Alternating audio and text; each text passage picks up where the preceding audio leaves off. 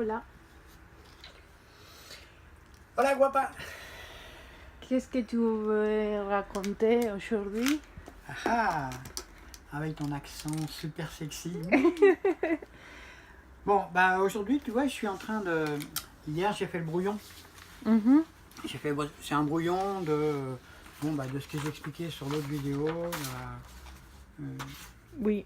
Quand j'ai observé la population française, comment arriver à faire une démocratie partagée et basée sur le fait qu'on soit tous présidents, tous journalistes, tous décisionnaires. Voilà.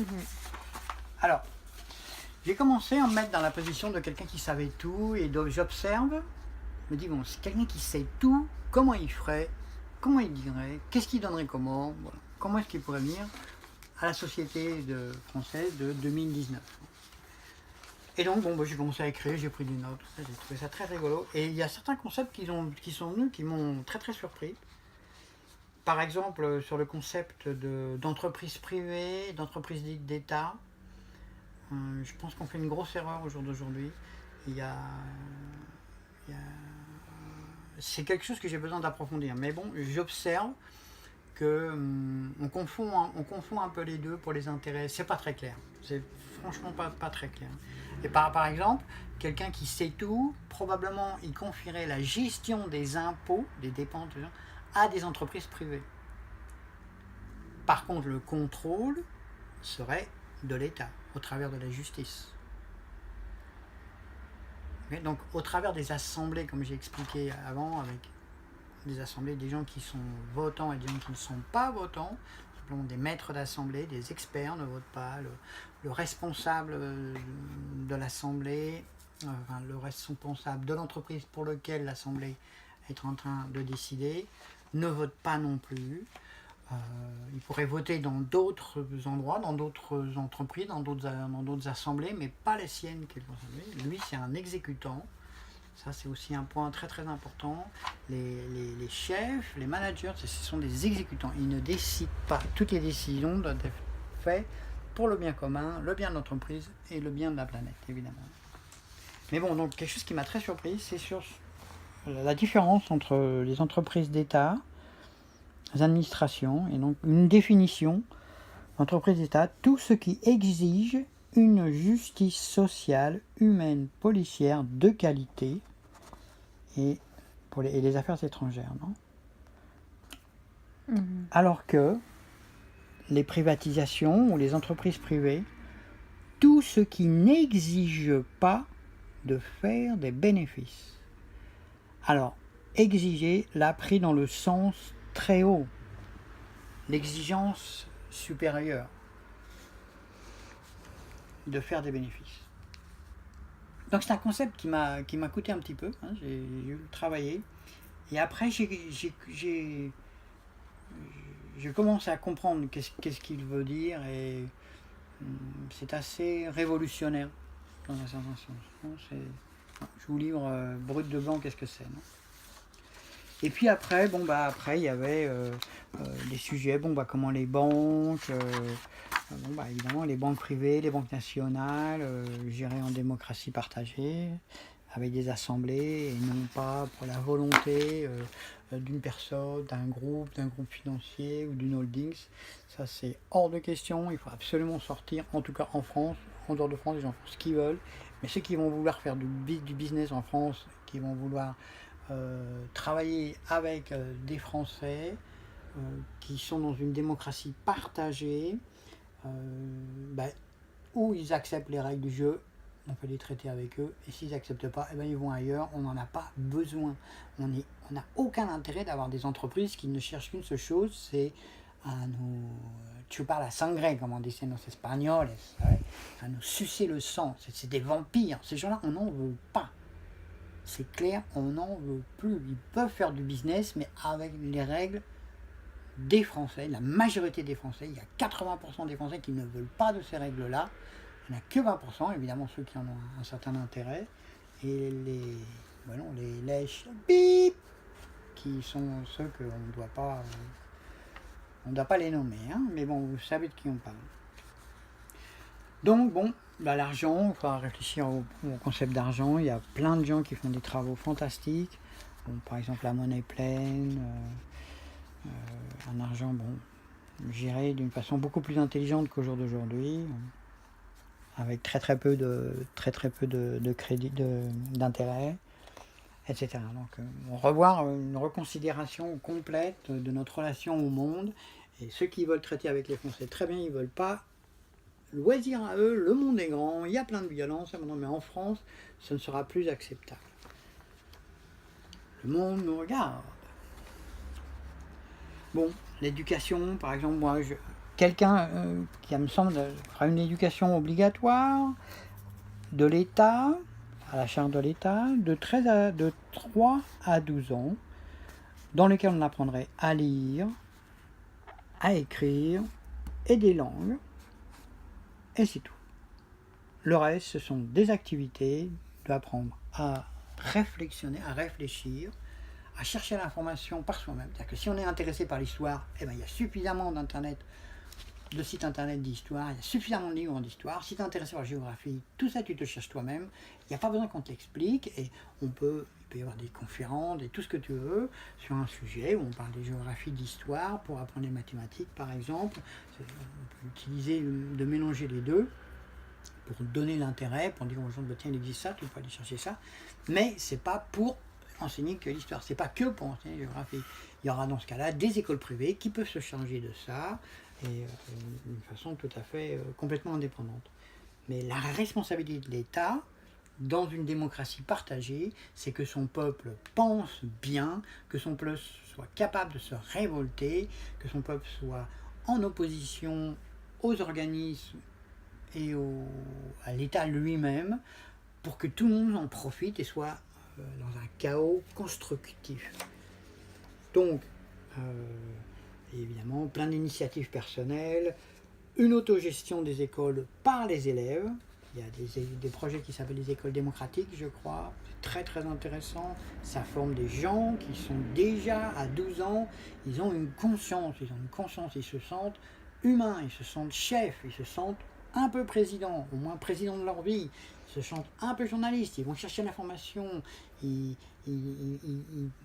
trouve plus le mot, mais ils mettent en exergue des arguments qui leur semblent pas ok, donc ils veulent en savoir plus. C'est des gens qui ont un esprit contradictoire, dans le bon sens du terme. Donc ça de 3 à 12 ans. Et après 12 ans, plein d'écoles privées, plein de centres de formation, des trucs d'État, un petit peu, mais je pense que l'État doit seulement se concentrer sur la recherche, sur des institutions puissantes pour promotionner le futur et non pas le présent. Tout ce qui est déjà acquis dans le présent, ça doit être laissé au privé, dans des entreprises privées, mais géré d'une façon démocratie partagée, et non pas des grandes entreprises laissées libres à la volonté d'un seul ou d'un petit groupe de gens qui ne sont pas représentatifs de l'ensemble de la population. Ce genre d'entreprises, elles vont dehors. S'ils veulent nous vendre des produits, éventuellement on les achètera. Si on ne veut pas les acheter, tout simplement on les interdira parce qu'on estimera qu'ils ne sont pas produits dans des conditions correctes, parce qu'ils ne respectent pas l'environnement. Il y aura donc pour ça qu'il faut plein de journalistes, plein de gens qui font de la médiation, pour aller s'intéresser, pour voir comment ces entreprises travaillent pour de vrai, et que ces gens-là soient éventuellement payés, y compris par l'État. On peut réfléchir à ce genre de choses.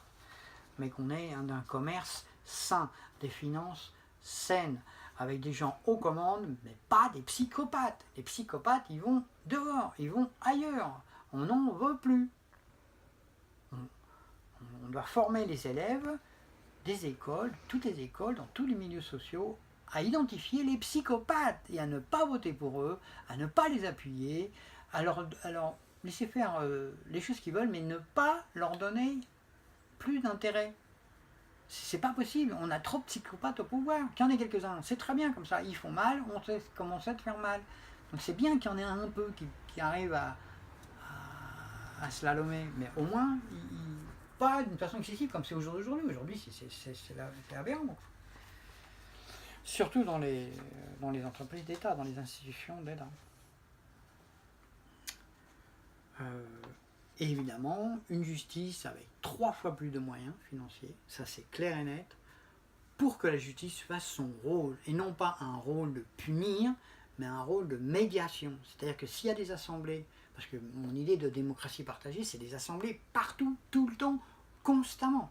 Des assemblées dans lesquelles il y a un maître, les votants, des experts qui viennent, des experts avec le pour de la décision de l'assemblée, le contre de la décision de l'assemblée, et les votants qui peuvent voir en toute conscience et évaluer correctement. Donc si quelqu'un note qu'il y a quelque chose de louche qui s'est passé dans une assemblée, qu'il puisse le dénoncer, qu'on mène une enquête. Avant de le dénoncer, on lui donne un papier, en lequel il doit dire pourquoi il le dénonce, qu'est-ce qui a été bien qui a été dit dans cette assemblée, qu'est-ce qui manque, donc que lui-même fasse lui-même un petit rapport. C'est pour ça que tout le monde doit être un journaliste. Comme ça, quand la demande arrive, quelqu'un le lit, et il voit que si c'est pas construit, la demande, il n'en tient même pas compte. On ne perd pas de temps avec cette demande, non ? Mais il faut quand même des gens qui puissent s'en occuper. Donc la justice doit être là pour faire de la médiation, pour pointer des choses, pour être... C'est des sages qu'on doit avoir. Et après, de la justice normale. Les lois qu'on a en France, la grande majorité sont bien, il faut en retirer quelques-unes. Il y aura certainement à faire un gros assainissement pour redonner la liberté. Par exemple, dans la justice, donc, ce que je dis, c'est appliquer les lois existantes, éliminer les inutiles, tout doit être filmé, aucune loi spécifique à un genre, une religion, une communauté, genre des lois spéciales pour les juifs, des lois spéciales pour les musulmans, des lois spéciales pour les chrétiens, des lois spéciales pour les femmes, des lois spéciales... Non, la loi, tout le monde est égal devant la loi, point à la ligne. C'est-à-dire que c'est pour tout le monde, il n'y a pas besoin de rajouter des lois à la con qui font que confondre, et on laisse le bon sens, le bon juge, au juge, pour évaluer lui-même. C'est pas des cons les juges, ils ont l'information suffisante pour voir, et c'est le rôle des avocats de compenser, de dire des experts, de dire le pour, le contre. C'est des gens sains, c'est-à-dire que si on voit qu'il y a un juge qui prend des décisions à la con et malsaines, eh ben, il a le droit de passer en jugement. Donc on redonne le pouvoir aux juges pour que les juges ou les avocats soient juges de leurs juges, et que ça soit contrôlé. C'est franchement pas compliqué, on n'en est pas con.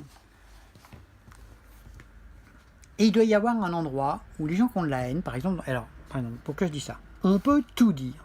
Pour moi, c'est vital. En tout cas, ce que je reçois de quelqu'un qui sait tout, pour lui, il dit on peut tout dire. Maintenant, s'il y a des gens haineux, il faut les reconnaître, les isoler. Il faut leur donner un endroit pour lequel ils peuvent s'exprimer. S'ils ont de la haine, ils ont quelque chose à dire. Peut-être qu'ils veulent changer, peut-être qu'ils ont une idée géniale, mais ils ont tellement jamais pu s'exprimer que donc ça sort en haine, alors qu'en fait ils ont peut-être un message important. Donc il doit y avoir un endroit, peut-être un ministère de la haine, dans lequel on discute, on s'occupe des gens haineux. On les cherche, on les poursuit sur les réseaux sociaux. Donc je pense que il est tout à fait clair qu'on ne doit pas avoir l'anonymat dans les réseaux sociaux. C'est complètement anti-nature dans une démocratie partagée, évidemment. Dans une société comme on a aujourd'hui, avec de la répression dans tous les sens, avec le libre cours au fascisme, etc., avec un État qui semble protéger les ultras, enfin, c'est quand même incroyable. Comment c'est possible que dans les manifestations des gilets jaunes, des gens qu'on savait qu'ils allaient venir, des black blocs détruits, on les a laissés entrer. Le ministre lui-même l'a dit. Mais incroyable. Il a dit oui, effectivement, on les a laissés entrer. Donc c'était un choix, évidemment un choix politique, pour un but probablement de foutre la merde, de discréditer, ou que sais-je, peut-être que le mec qui voulait changer tous les kiosques, là, qu'est-ce que je sais moi, parce que bizarrement les kiosques ils ont été changés comme ça gratuitement. On a l'impression, je dis que c'est une impression, que la personne qui est le propriétaire, qui est un fameux Ricard, de tous les kiosques qui ont été brûlés sur les Champs-Élysées, comme par magie, ils ont été changés super rapidement. C'était déjà là, des trucs qui sont préfabriqués, qui probablement c'était déjà... On a l'impression qu'il y a comme un genre de planification là. Je sais pas trop, peut-être que le Phuket il voulait refaire sa décoration au bout du compte. On n'en sait rien. Et tout ça pour être payé, financé avec l'argent de l'État. Parce que pour réparer ces trucs-là, l'État, tout d'un coup, il a trouvé l'argent, il n'y a pas de problème. Là, les 300 millions, je ne sais plus combien, là, les centaines de millions, on les trouve pour réparer les petits problèmes, le petit restaurant de son petit copain. Ah, il n'y a pas de problème là pour trouver l'argent. Donc on se demande si ça n'a pas été fait dans le but et avec l'idée de démobiliser, de décrédibiliser le mouvement. Eh bien, vous avez perdu. Vous avez obtenu l'inverse. Incroyable. Les Gilets jaunes sont d'une puissance phénoménale. Moi, je suis absolument... Je participe pas au mouvement, moi je fais rien, mais je les observe, mais je trouve ça fabuleux. Ils sont fabuleux, ils me... Waouh! Quelle vivacité! Waouh! Donc en plus justement je me suis mis à repenser qu'est-ce qu'on pourrait faire. Non, donc pour revenir à la justice, une justice qui s'occupe des problèmes des gens, c'est-à-dire des médiateurs, des modérateurs, la justice de l'intelligence, la justice de la sagesse, la justice du bon sens, c'est-à-dire redonner, enfin ils l'ont déjà, mais enfin de faire encore plus glorieuse la justice.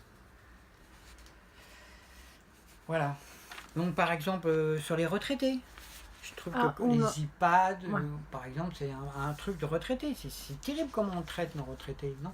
Alors que si les retraités, on devrait, je pense que les crèches, les maisons de retraite, un centre de santé, tout ça devrait être ensemble, faire des petits coins justement dans les territoires les plus éloignés. Il devrait y avoir dans tous ces endroits, je sais pas, il me semble qu'on devrait avoir un bâtiment commun ou une maison, enfin, je sais pas, en tout cas où il y a un petit peu de gens qui vivent là-haut, par exemple les retraités avec un ascenseur évidemment, les pauvres, parce qu'on ne peut pas monter. Tout ça ensemble, et donc que les retraités aident, ou les gens qui sont dans les EHPAD, qu'ils aident un peu, qui participent à la société. Au bout du compte, ils sont payés, donc ils peuvent, sans te dire qu'ils travaillent, mais ils peuvent surveiller les enfants, ils peuvent donner quelque chose. Et en plus, souvent, ils ont plein d'histoires à raconter. Les enfants, ils adorent les histoires. Et souvent, ils sont seuls, ils sont chiés, ils sont maltraités. Bon, c'est ridicule. Tout ça, ça devrait être ensemble. Il y a des gens qui veulent, c'est apprendre à... Ils sont jeunes, donc ils auraient besoin, on devrait obliger tous les jeunes à s'occuper des anciens, à leur changer les couches, à leur laver le cul, pour qu'ils savent qu'est-ce que c'est, pour qu'ils soient des gens sains. C'est une obligation d'aller confronter à la misère humaine. Donc les écoles devraient être des endroits où les vieux, les jeunes, les moins jeunes sont mélangés, et les gens qui travaillent, bon bah c'est les gens qui travaillent, les travailleurs qui sont là, qui ont des responsabilités, blablabla, non? Mais donc on doit penser à quelque chose comme ça qui soit humain, qui soit formateur, qui montre qu'est-ce que c'est que la merde, qu'est-ce que c'est que la pisse, qu'est-ce que c'est que la décrépitation, décrépit, comment l'humain il y a aussi une beauté là-dedans. Et donc ça ferait des gens qui seraient capables de gérer la violence que c'est de vieillir, et non pas de la fuir, de l'éviter, d'utiliser de l'argent pour se faire des facing, des face life, pour transformer des chiens, des singes en mannequins Barbie. C'est-à-dire que la peau elle est tellement tendue que les enfants, c'était des mannequins, c'est des robots. Moi je préfère un vieux singe. Moi il y a un symbole de sagesse dans les rides, dans la vieillesse, dans le temps qui passe. Et qu'est-ce que c'est que toutes ces vieilles qui ressemblent à des... En fait, ils ont la peau en cul. Ils ont la peau en tendue, bip. Voilà. Ils nous font bip. Voilà. Et beaucoup d'autres projets. Beaucoup de choses. Par exemple, la location. C'est un sujet en lui-même. Les gens, quand ils payent des loyers, cet argent, il devrait être cumulé. Parce que, comment c'est incroyable, il y a des gens qui payent un loyer et il y en a d'autres qui deviennent propriétaires de l'appartement. Parce qu'il y en a qui payent le loyer. Enfin, quelle injustice! Non, celui qui paye un loyer, ça devrait s'accumuler. Très bien que ça paye l'appartement d'un autre. Génial. Mais ça devrait s'accumuler sur un compte à lui. Dit, toute ma vie, j'ai payé tant de loyer, donc j'ai droit, pour avoir payé tant de loyer, pour avoir permis à d'autres gens d'être propriétaires, j'ai le droit d'avoir un appartement, une maison de cette valeur. au prorata. Enfin, c'est quand même incroyable. Toute ta vie, tu payes un loyer, tu payes pour que d'autres soient propriétaires. Enfin, c'est injuste. C'est quand même fou, ça. Et donc, il devrait y avoir un organisme d'État, avec les impôts de tout le monde, où ces gens retrouvent peut-être une maison, un loyer, jusqu'à temps qu'ils ne puissent plus vivre autonomes dans leur maison. Et donc, ils vont dans des EHPAD qui sont accueillants, bienveillants, avec des enfants, avec des jeunes, avec lesquels le message se... Ou même avant, s'ils ne veulent pas utiliser leur bonus de ce loyer qu'ils ont payé, très bien, ce n'est pas une obligation non plus. Ils ont le droit de le faire don à l'État ou à d'autres personnes. Voilà, c'est ça qui me vient. Et puis il y a plein de sujets, l'armée par exemple aussi, les institutions, enfin voilà. En gros, j'ai fait mon petit souk et j'ai reconstruit toute la société d'un seul coup. Ok.